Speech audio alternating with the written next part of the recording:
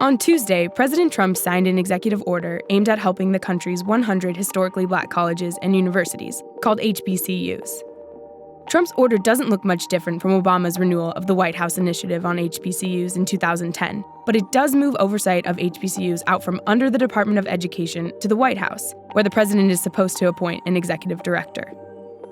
The biggest surprise was that the 90 HBCU presidents in attendance were expecting an in-depth discussion session, but were instead diverted into the Oval Office for a photo op the day before the order was going to be signed.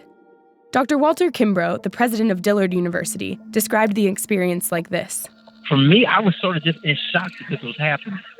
And I mean, honestly, when they said we're going to the Oval Office to see the president, first of all, I didn't really come here to do this.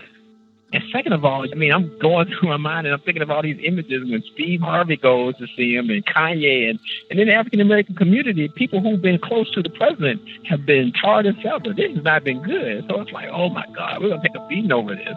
It was just hard for me to be in that space. It was hard for me. Kimbrough had planned to talk in the policy meeting with Education Secretary Betsy DeVos about the importance of raising the maximum federal Pell Grant, which serves more than 70% of students attending HBCUs. The current Pell Grant maximum is about $5,800 per year, which covers about 75% of in-state tuition, but only 38% of out-of-state tuition. The Oval Office photo went viral for other reasons, because advisor Kellyanne Conway seemed to be getting strangely comfortable on the sofa. But Johnny C. Taylor Jr., the president of the Thurgood Marshall College Fund, said they'd ask her to stand on the couch to take their picture.